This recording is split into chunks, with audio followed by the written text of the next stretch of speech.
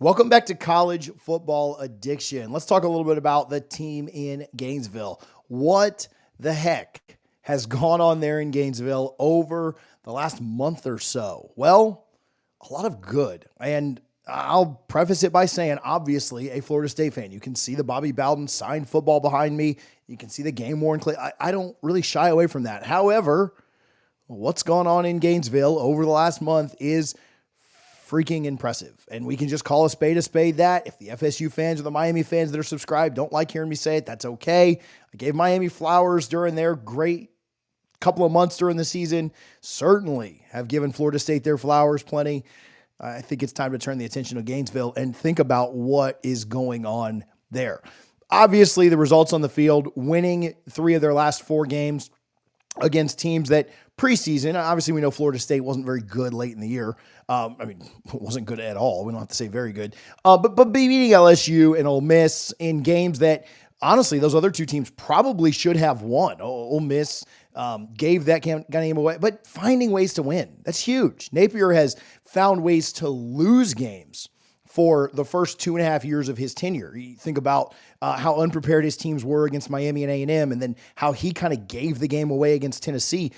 Think back to the Florida State game in 22. You think back to losing to Vandy. You think back to losing to Arkansas. They nearly blew it against USF last year or 2 years ago. Napier has consistently found ways to lose games. And for them to find a way to win 3 of their last 4, the only loss coming against Texas where Lagway didn't play, call a spade. They probably weren't going to win that game anyway, but they were kind of dead on arrival with him not even getting a chance to go. It's impressive to see what happened on the field. And obviously that has led to a heck of a good run for them recruiting on the trail. I think it points out 3 major things about UF and about their recruiting effort. We'll talk about those 3 things and then we'll just get out, right? Not going to make this a super long video.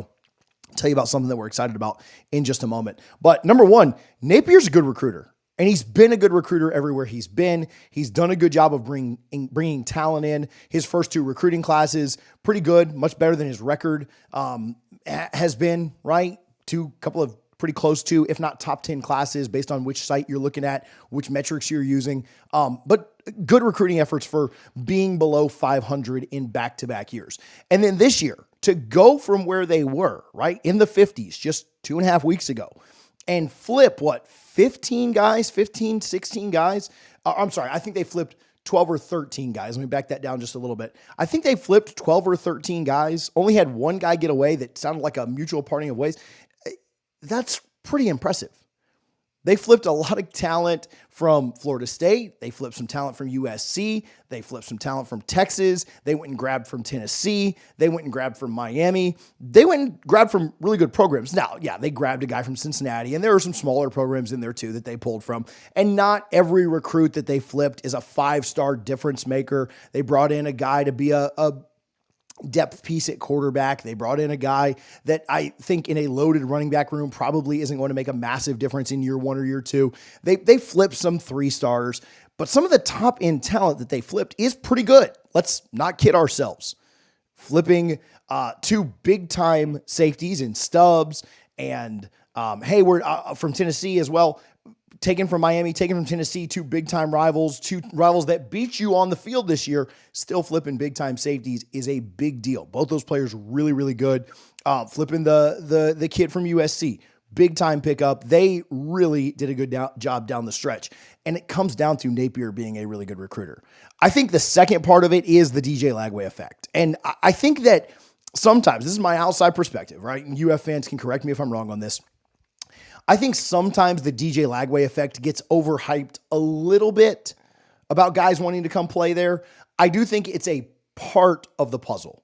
I don't think it's as big as UF fans make it. Kind of like playing in the swamp. I think playing in the swamp is a big deal. All right, don't get me wrong.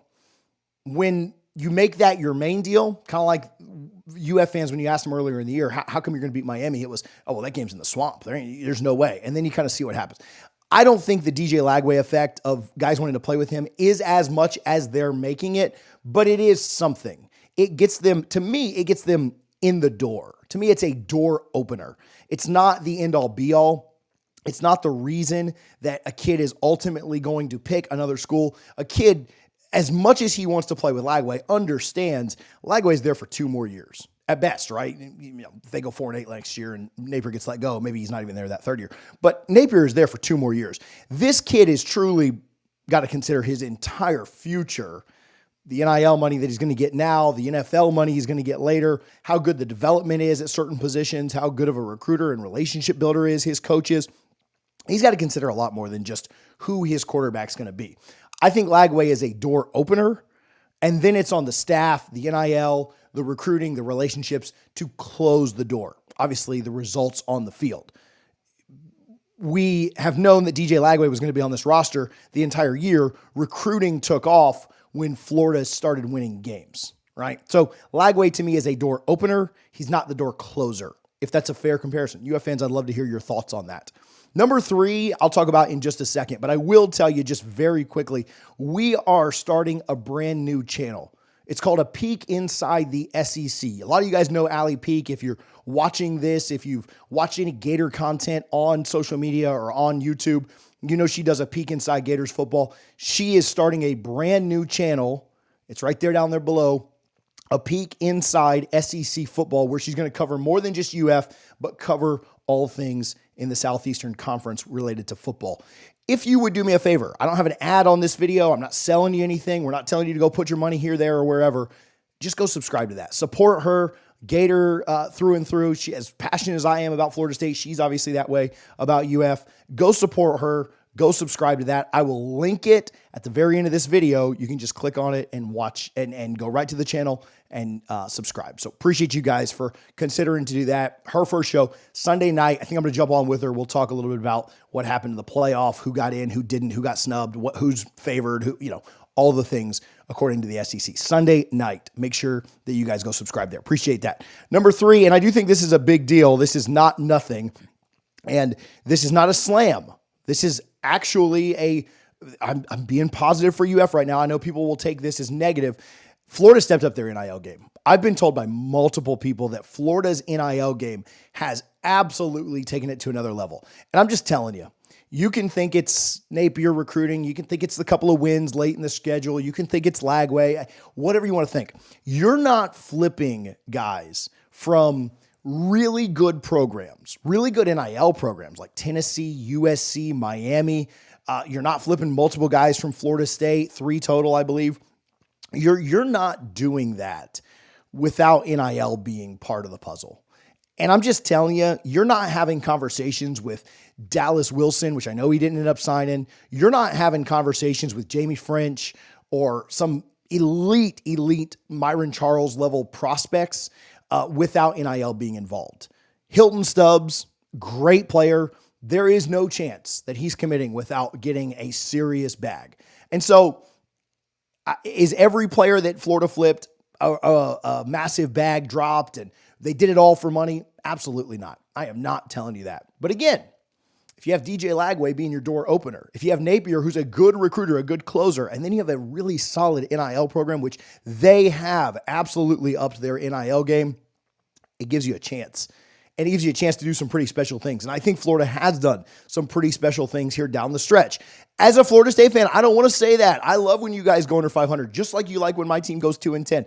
It's perfect. It's great. Now, again, would we all like to be good and knocking each other off and competing in the playoffs? Could you imagine a playoff game at a neutral site between these two teams? Yeah, that'd be phenomenal. But let's be real. We like to point and laugh when our little brother is doing poorly. And at this point, Florida State's a little brother in the state right now. But what Florida has pulled off is extremely special. And the investment that I've heard about from multiple sources, multiple people at multiple different programs, all 3 programs in the Big 3, including Florida, is that the NIL efforts have been dramatically increased right now. There's money to be spent. They thought they were going to be spending money on a buyout. And you guys are very well aware of that. Most of you watching this were probably calling for a firing halfway through this season. Most of you were upset in my comments when we had Dan Thompson on talking about Scott Strickland not firing Napier, giving him that vote of confidence. So you realize there was money that was going to be spent on that. I think some of that money has been transitioned over to NIL, and look what it has done for Florida. Every fan base out there thinks, man, when a recruit goes to one of my rivals, it's because they dropped a bag. And when a recruit comes to me, it's because they just love the orange and blue, or they love the garnet and gold, or they love the crimson and white. It's not quite the case, right? We all know what the game is today. And hats off to Florida for stepping up their NIL game. And, we'll see if that continues on through the portal. If they continue the recruiting momentum right now they've got the number 1 class in the state of Florida. If they continue on the portal, they could have a pretty special year next year. Let me know your thoughts down in the comments. Again, try to come at this pretty objectively, pretty unbiased. Try to give you the good with the bad of my thoughts on it. But I think Florida's doing an excellent job right now on the trail. And we'll see what that continues. We'll see what that momentum looks like when he gets to the portal. And then obviously when next season rolls back around and we're all talking about football again around Labor Day. So let me know your thoughts in the comments. Again, if you made it through me ranting for over 11 minutes, hit the subscribe button I'd love if you did it on this channel, but even if you don't do it on this channel, do it on A Peek Inside the SEC. Support my girl, Allie, and we'll see you over there on Sunday night live for the very first show. Thank you guys for tuning in to College Football Addiction.